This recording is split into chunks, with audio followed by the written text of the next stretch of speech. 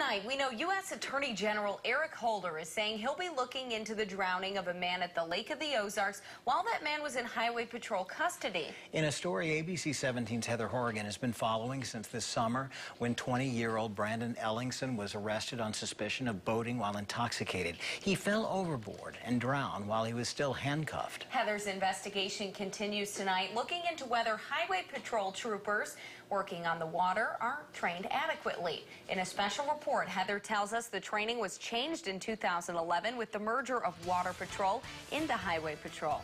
Heather. It has now been nearly 4 years since the merger of Highway Patrol and Water Patrol.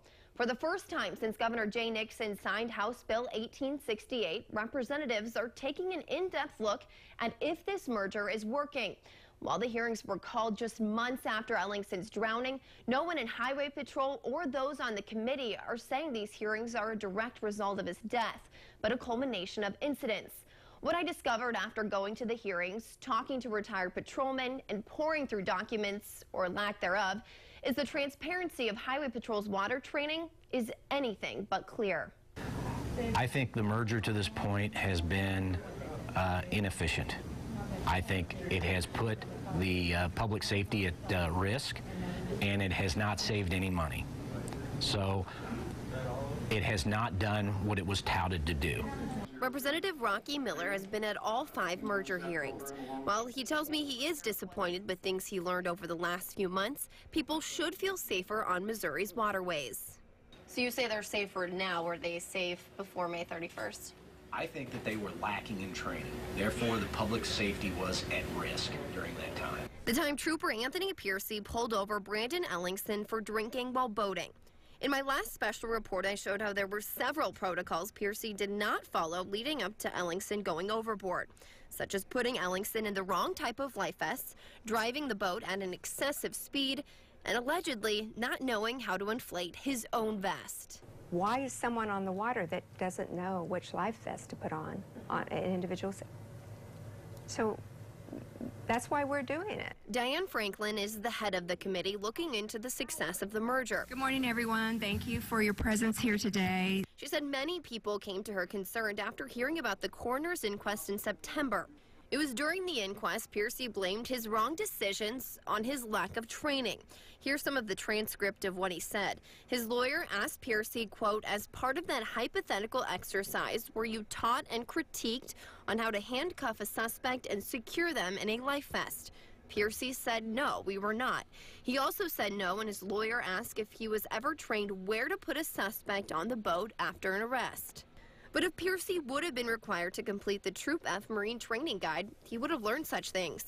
Matt Walls, a current Highway Patrol supervisor and previous water patrolman, wrote the Marine Training Guide after the merger for road officers wanting to work on the water. Representative Don Phillips asked Walls at the 3rd hearing if his guide was being followed. Your knowledge, are we doing that now? Not that I'm aware of, no. I learned that so far only 1 road trooper has completed the training guide. If you're not trained to do a job and you're going out to do it, there's just no defense when things don't go well. Road troopers working part-time on the water are referred to as supplemental officers. Piercy was a supplemental officer.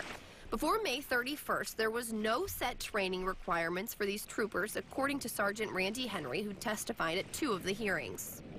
At this time, no set protocol. It was just an email of what these officers were expected to be able to perform. Henry is referring to this email sent from Lieutenant Darwin Clarity to Zone Sergeant, stating, prior to turning them loose solo, let's have either Randy or Chris send me an IOC simply stating they have demonstrated a reasonable level of competence in Donzi navigation. Donzi being the type of boat Highway Patrol uses. Quite frankly, this limited group of officers gives me no concern on judgment, interaction, enforcement, etc. But navigational wherewithal on a lake, like that is something we need to have some oversight of.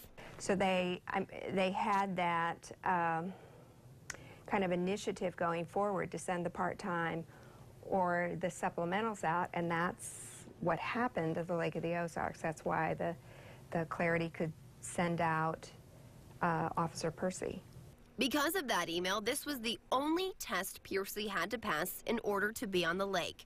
5 questions about geography, nothing about life vests or speed.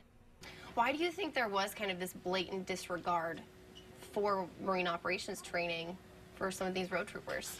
I think they didn't understand how different being on the water was. And so then when they went to train on the water or actually enforce on the water, they started discovering how different it was. And I just don't think they reacted quick enough. Former water patrolmen were horrified to hear this could be happening. It's criminal to think that we're putting people in boats, expecting them to do a job in a maritime environment when we don't, if we don't, and I'm not saying we do not, but if we don't provide them with the most swimming training that they can get. I have requested all of Piercy's training records, and I'm still waiting to receive his swimming test results, something Patrol has not been able to produce yet.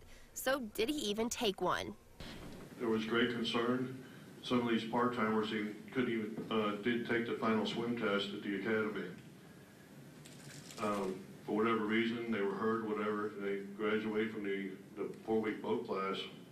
They didn't even take the test, much less pass it. All of Trooper Anthony Piercy's documents have not just been a struggle for me to get my hands on. Representative Franklin feels Highway Patrol was not fully transparent during the hearings. I think that it bothered them that we were somewhat persistent, that they gave us answers and that they thought that would be the end of it. Gave you your information. Thank you very much. But did you feel like they really did give you all the answers you guys were looking for? No, I found that we had to ask the right question. Franklin was also not able to get a clear answer about all troopers passing a swimming test from the training director, Vince Rice. They've all been tested. They passed a test on that. And I cannot answer that 100% truth because I do not know if all of them took that swim test during their training. So that's where, we kind of stopped this, and I said, I want to just hear about the water training. And there, we found out that they couldn't talk about that. So why don't you know the answer find to those this records. question? I don't know what that... Why can't you answer this question? I can, but that I don't know if all those answers. I would have to look at the training records to see if there was a Well, question. how could they be out on the water if they haven't completed your test? I mean, am I asking a question that there's no answer to? She was, and some tell me that was because of pending litigation in the Ellingson case, while others in Highway Patrol say their commanders told them what to say during the hearings. I honestly believe that had nothing to do with the troopers and had to do with people further up the chain of command. Do you think something will happen there? I hope it does, because if you can mismanage something this badly and get away with it, what's going to stop you from doing it the next time? The committee is hoping there will not be a next time now that Highway Patrol has the recommendations. Those recommendations include appropriate levels of training and documentation of that training. Highway Patrol will add a captain to the Water Patrol Division with exclusive Water Patrol duties to oversee all of Missouri waterways. Franklin tells me to make sure Highway Patrol is following through with these changes. The committee will check back in 6 months and then again in 2 years. I do also want to point out for this story, I did reach out to those who are responsible for making sure Highway Patrol is following protocol. Patrol would not comment because of pending litigation, but neither would the Director of Public Safety. So I asked Governor Nixon what his thoughts are on the merger after learning this information. His spokesperson tells me Nixon supported the merger in 2011 and still supports it. Thanks, Heather. One of Governor Nixon's main reasons for the merger was to save the state $3 million annually. No documents prove that has happened. Rather, Representative Franklin says she found the state has lost $900,000 a year because of the merger.